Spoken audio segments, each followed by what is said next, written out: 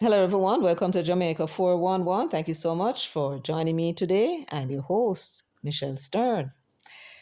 So, this video is about that letter that was sent to the Prime Minister by the opposition leader concerning constitutional reform. And I think I have some ideas about it and how to bring it about, but I will keep those to myself for the time being and for certain reasons. Now, you must be wondering, why is it that it's taking so long for Jamaica to achieve full political independence? It is taking this long because of one-upmanship. We have a situation where any prime minister presides over Jamaica becoming a republic. It is that prime minister and that party that will get the credit. Nobody will remember who was the opposition leader.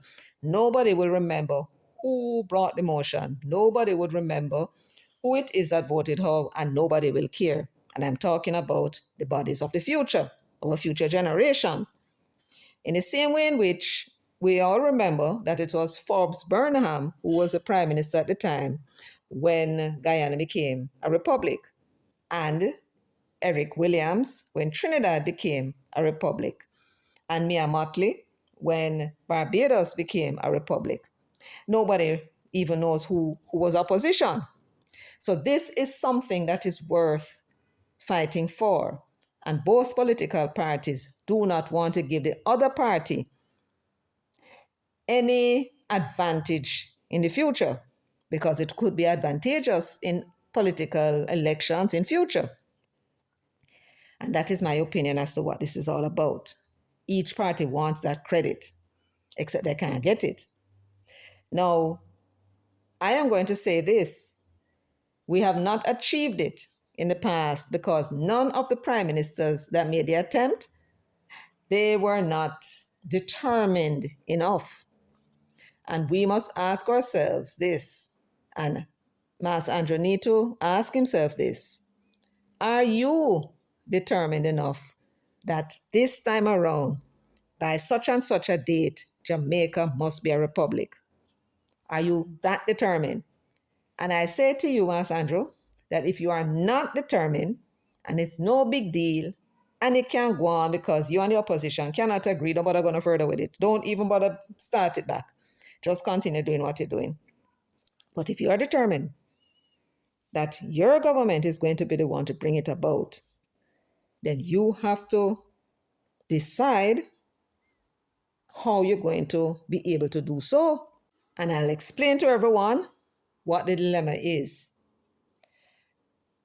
First of all, when our constitution was being contemplated, Norman Manley and Bustamante went and negotiated this present constitution. All the time, I was under the impression that it was the British who was insisting that this is a constitution that they will agree to. Except now that I've had a little time this morning to take a look at those islands in the Caribbean who became republic, I found out something very startling. For argument's sake, Forbes Burnham, who was a premier at the time in Guyana, when he went to the British to negotiate the order in council, he told them plain as day, listen, we are not going to go to no damn referendum in order to change the constitution that we are going to implement, right? And they discussed it and they decided, I think the Queen was the one who, they said, remarked that, well, if they insist that they want to have complete independence and become a republic by not having a referendum, well, if they insist, well, that's all right, we'll work with it. You understand me? So what happened? They went and put in the Guyanese constitution the order in council that would have established the independence of Guyana, that by the 1st of January 1969, so it's 3 years after, because they got their independence in 66, 3 years after, January 1, the prime minister may bring a motion to the assembly that they should go the route of republic. And then guess what? It was by simple majority. He did not need 2/3 majority in the House. Now, at the time, and still is the case now, Guyana does not have what we have. We have a Senate and a Parliament. They have only one House of Assembly, one House, right? So once Forbes Burnham had the majority in that House, he could then implement the constitutional reform, right? Now, that was what the agreement was by constitution, and he did so in 1970. I believe there was a lot of controversy. Trinidad and Tobago is another country that got their independence in 62, I believe, and then they became a republic in 1976. They were not required by that constitution to go to the people and ask them any question about becoming a republic. Like us in Trinidad, their ordering council had in it the House of Assembly, that's where the MPs are, and the Senate, just like us, nominated. So, how was it that they were able to achieve a Republican status with the two political parties in the House? Well, I'll tell you why. Because of the structure of their parliamentary system. It is easy enough to get 2/3 majority in the lower house, which is the House of Representatives, where the MPs are. They are elected. That's why it's easy enough to achieve it. We have had situations where either party were able to achieve 2/3 majority and more in our parliament. When it comes to the nominated section now, which is the Senate, listen to how their Senate is organized. In 1962, when they got their independence, August 31, the Senate consisted of 24 members. 13 of them were nominated by the Prime Minister, 4 by the leader of the opposition, and 7 by the Governor General. You get that? 13 by the PM. The Governor General naturally would be selecting persons who would not be part of the political directorate. These generally would be called independent people in the society. So here you have it. Prime Minister nominate 13 to be appointed by the Governor General. All 24 must be appointed by the Governor General. The Prime Minister of the country nominates 13. The Governor General nominates 7 independent persons, and the opposition leader nominates only 4. To become a republic, to change the constitution, which was an order in council, was made easier in Trinidad because 2/3 majority that was required to change the constitution, 2/3 of 24 was 16. And remember, the PM already has 13. All he needed was 3 more. And where is it that he's most likely to get the 3? From the independent. From the 7 independent members that was appointed by the Governor General, selected by the Governor General. So when they determined that they wanted independence, that movement was led by Eric Williams. I think he was Prime Minister all throughout and was Premier as well before that. So he was the one that went and negotiated their constitution. Prior to that, in 1961, this arrangement for the Senate was established. In 1962, when I got independence, they increased the amount of senators from 21 to 24, but kept the same formula, right? And when he brought the bill to amend their constitution, the Order in Council, essentially abolishing the monarchy to set up a republic, all he needed was to ensure that he had 2/3 majority in the lower house first, just in case his opposition is going to try and block it. Not because they don't want it, but they want it for themselves.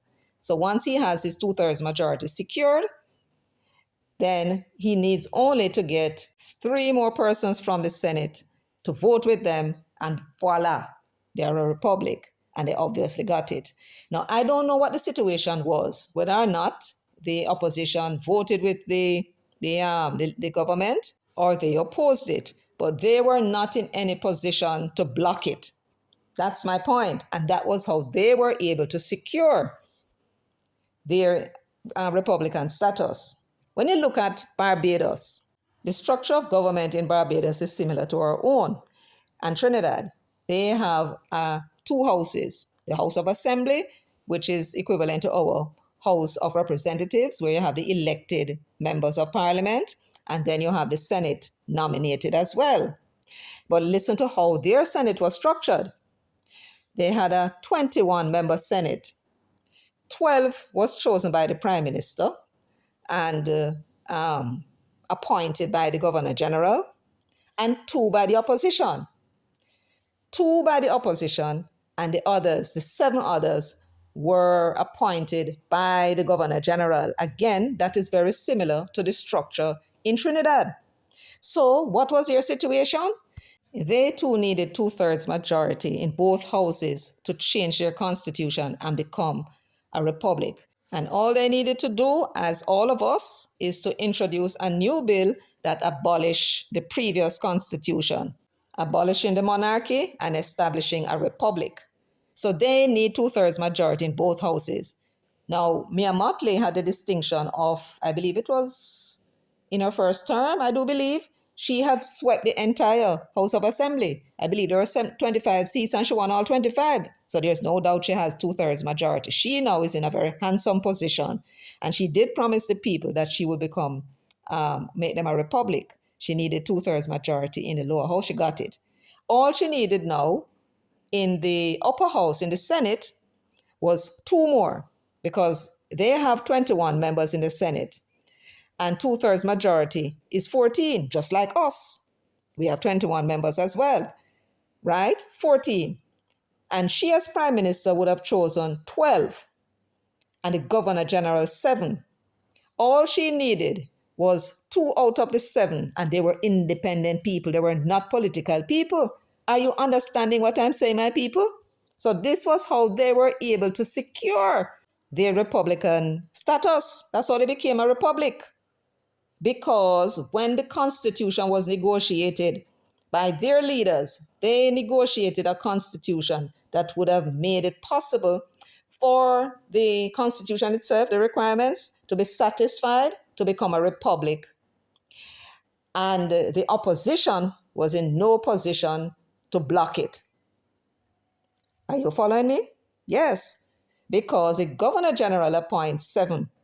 And all you need is to get 2 of those independent people to join with you. And those independent people would not, because they're not partisan, they would not be agreeing to join anything at all that was not, in their view, in the best interest of the people of Barbados. And that is the beauty of the system. What did we do with our negotiation? We established a Senate, and I don't know if it was at independence or before, where we have 21 members, 13 recommended for appointment by the Prime Minister, and 8 by the opposition. What we need in order to get 2/3 majority is 14. So therefore, the government would need just 1 member of the opposition to get that 2/3 majority. This is the idiotic system that we set up. The Governor General has no say in our system, and he cannot appoint anybody of his own like the other countries. And so because of that, we don't have a situation where there is any independent-minded person in the Senate that would then go ahead and join with the government and implement changes to our constitution that they agree is in our best interest. What you have instead are pure politics.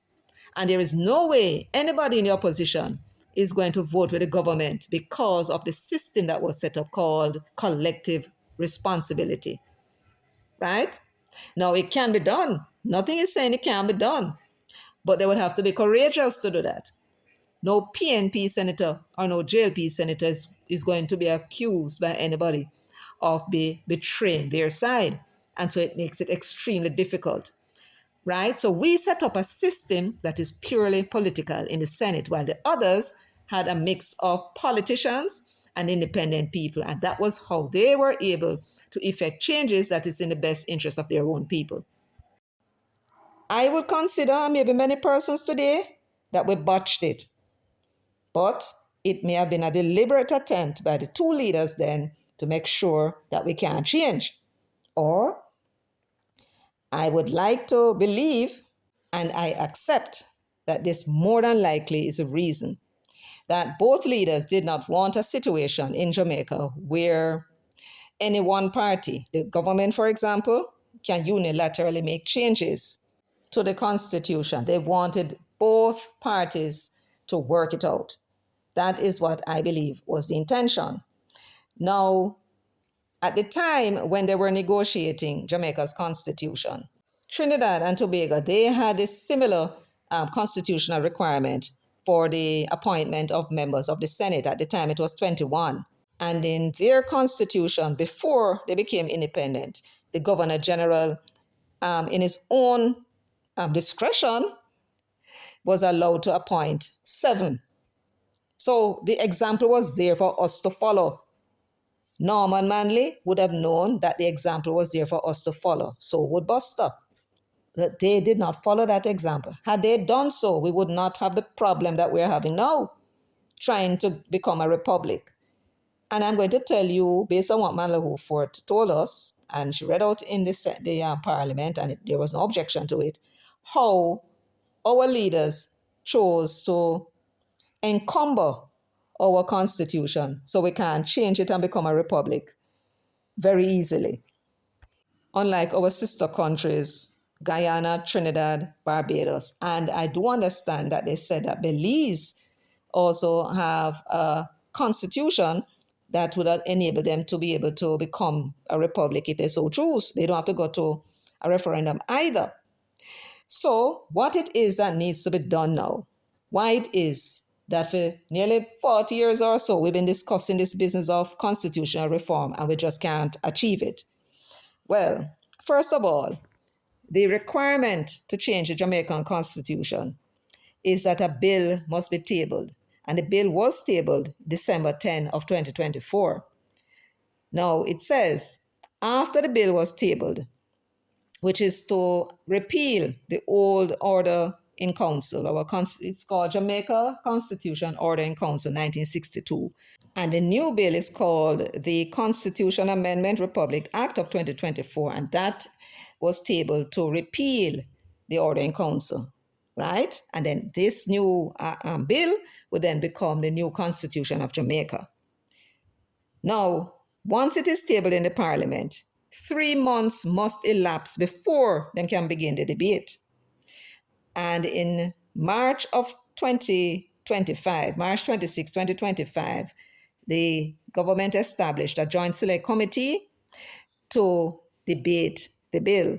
Now, whether they had completed their business in the joint select committee, I don't know. Somebody can put that in the comment section. But let us assume that at the end of the debate, you want to know what then happens. Well, when that is concluded, that first debate is concluded, whenever it is concluded, we must now wait 3 months.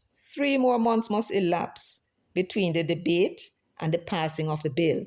So after the finish, we must wait 3 months, and then we look to pass the bill.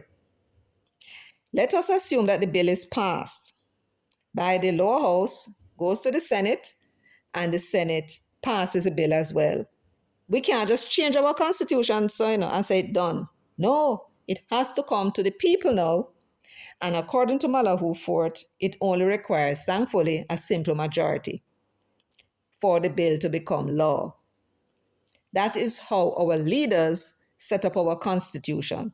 Not to make it simple to change from the British monarch, but to make it more difficult. And I suppose if Norman Manley and Buster were here, they would argue and say, no, man, you're not being fair. What we wanted to do was to make sure that the people of Jamaica was in agreement. My argument to both Norman and Buster is that when you had put that original order in council in place, it was the parliament that approved it. Yes. Did you then take it to the people for approval? No. Why not? Now, that is a question, and I think we will never have the answer to that question unless they had said something about it at the time, right? So that is the reason why we have been having this difficulty in changing the constitution. So what must happen for the constitution to be changed? The two parties, PNP and JLP, who are the majority, they're going to have to agree. What is the source of disagreement? One item. That is the Privy Council. Now, I want you to listen to the arguments and you tell me which one you think is a reasonable argument, one that you would agree with. The PNP, through PJ Patterson and some of the other islands, they had established the Caribbean Court of Justice. If my memory serves me right, it's possible that that court could have been established before, but they started to give it life by the time PJ was in office. And I seem to recall that when they wanted to introduce that court, Eddie Siaga had objected. He said he believed that it should go to the people in a referendum. There was an argument about it because, strangely enough, to change the final court does not require the matter to be taken to the people. But to get rid of the Queen, that now requires that should go to the people. What is the significance of having the Queen as head of state compared to a court which is going to affect the people's lives? Courthouse is life and death, and the possibility of affecting your property as well.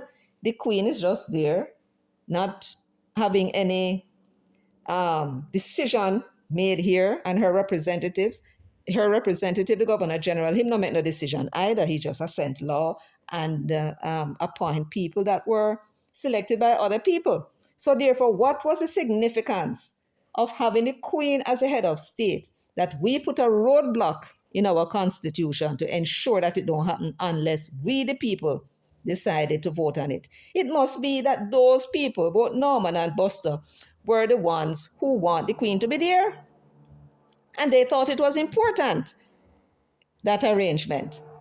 What they did not consider to be important to retain was the Privy Council. So they did not put a roadblock in the way to get rid of that.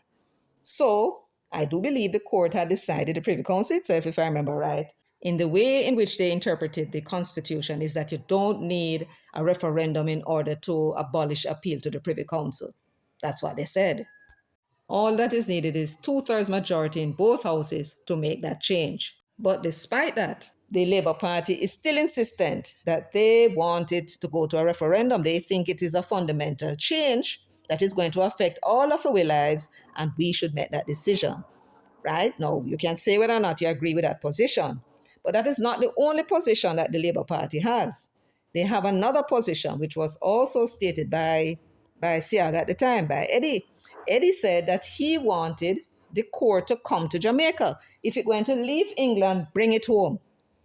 And that, I understand, is the present position of the present Prime Minister, Andrew Holness, right? No. But the PNP is insisting that we should move from the Privy Council and then turn to the CCJ. I don't know if it's because they had something to do with its establishment. I don't know, you know how these things go. And when you're dealing with men, you know how them puffed up and then pride and all that kind of thing there. But they insist. So, one party wants to move, and they're saying that the reason why they want to move the court from out of the Privy Council is not to have those people over there, foreign people, making decision for us. Listen to them argument, you know. The British are some white people. Mark Golding's not making that point. But the British are some foreign people making decisions about our law. They are interpreting our law, and that is going to affect our lives. True. No arguments. And they now believe that the court should now come into the Caribbean. But here is my argument. If the argument is that you are opposed to foreign people making interpretation of our laws that is going to affect our lives and our businesses, if you object to that, how the hell you can justify taking the court from a set of foreign people and give it to another set of foreign people to make the decision? How you justify that? You can't. You take the court from the Privy Council. You bring it to the Caribbean Court of Justice. There are going to be people by majority of judges that are not from Jamaica. Furthermore, we have no control over it. And it is they who will be interpreting our laws that is going to affect our lives. Why are you taking it from one set of foreign people and giving it to another set of foreign people? That made no damn sense to me. And therefore, I agree with the position that if you're going to move the court from the Privy Council because it is a foreign entity, then you bring it home. And it is as simple as that. Bring it home. And I'm going to say to Mas Andrew, I know somebody going to send this to you. There is no point in saying, Mas Andrew, that you believe the court should come home when you are not taking any steps to bring it home. My suggestion to you is that you take the steps to bring it home. Is there anything in the Constitution of Jamaica that prevents the government of Jamaica, by public policy, to establish a new court? I don't know of none. But if there is one, well then, so be it. If it is as I believe, nothing in the Constitution of Jamaica to prevent you from setting up a court, and you can do so with simple majority, then set up the court. Don't talk. Action time, man. Action time. Set up the court. And you will set up the court as an interim final court of appeal because you don't want to get rid of the Privy Council. So you want people to be able to trust it. So what you're going to do, you're going to establish a new court, right? You use the same words that is in the Constitution already. You don't even have to bust your heads. That establish both the Supreme Court and the Court of Appeal. The judges must have tenure, right? And the judges going to have tenure. Yes, sir, what the qualifications are. And I would suggest that you increase the age of retirement for judges up to 78, right? That's a person with very agile mind, same way. So keep them until 78, right? That's the law I understand in Britain. If they choose to go, or you can talk to them and see if they're prepared to go until 78. So what is our present court system? The present court system is you have the parish court. We're not talking about those lower, the parish court. Then you have the Supreme Court, and then appeal lie to the Court of Appeal, and from the Court of Appeal to the Privy Council. What I suggest you do is establish the court that is going to be the final court in Jamaica. And you are going to call that, I would suggest, an interim final court. So the appeal now would go from the Supreme Court to the Court of Appeal, to that court, and if people have the money and want to go further to the Privy Council, then go on. But that is the court in between. Give it 2 years. And if the Privy Council, if they make decisions that the people are happy with, or those that go ahead to the Privy Council, and it turns out that the Privy Council agree a majority of the time, say over 90% of the time, with the judgment of this particular court, you're in business. You can now abolish the appeal to the Privy Council, and we now have our own Court of Appeal, final Court of Appeal in Jamaica. It's as simple as that. But it can't start until you start the process. So I suggest you start the process, and you don't need no whole heap of nothing to do it. The information is already in the Constitution as to how it should be worded. You just do the same thing and call this your interim Court of Appeal, right? That you're going to be reviewing after a 2-year period. And then you determine now whether you're going to abolish. Once you do that, you don't have to worry about the PMP. They can never tell you that you must abolish our local court and go set up a foreign court with foreign people on it. The people will not accept it. You're patriotic Jamaicans. Not even the PNP people would accept that.